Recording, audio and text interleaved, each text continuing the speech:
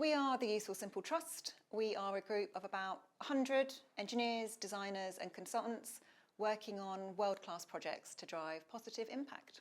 We've got an organisational mission which is about spearheading regenerative futures. So for us it's all about skills in sustainability. Engineering is so fundamental to sustainable cities, and that's both our built and natural environment to make sure they are resilient to climate change, low carbon and fit for the future. We did an exercise to look externally about all the changes that are happening in our environment with digital skills, climate change, and we did an exercise to have a look at the gap between our company mission, the skills we had and what we needed to do to fill them. We've established some partnerships with some leading industry organisations, so the Royal Academy of Engineering's Inclusive Leadership Programme and Built by Us, which is an organisation that focuses on EDI and allyship.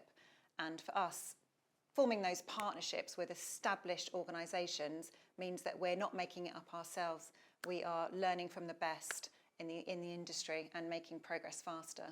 What makes us unique is that for the size of our organisation, we have invested such a high proportion of our profits into learning and skills development for our staff, but for the wider engineering sector as well. So I think the best way to understand our organisation is thinking about our mission. And our mission is to blaze a trail in the regeneration of our built and natural environment to meet the needs of all people and the planet. And we do that through our work as a B Corp, social enterprise and employee benefit trust. I'm a practicing engineer, so I work on engineering projects day to day, but I'm also on our executive board of the Useful Simple Trust, so constantly I'm thinking about how can we shape our organisation to meet our mission and do that both through the way we run our organisation and through our projects. The biggest skills challenge for us is that we're in a rapidly changing world, and with our mission to try and be a trailblazing organisation, that means that we need to be on our front foot at all times, so we need to be constantly reinventing ourselves. So engineering is incredibly important to me and to the world. I think that we need to think of it as we need better outcomes to have a sustainable and regenerative planet, and engineering is a key part of that. So we think it's really important to be systems thinkers, and as an interdisciplinary organisation, we don't want to just train someone in something. What we want to do is maximise the connections across our organisation. So for example, we designed a bespoke training called Critical Thinking, which applies not only to our technical staff, but also to the staff, our central team who support the work that we do, because problem solving is at the essence of successful outcomes, and so that's why we approach things that way.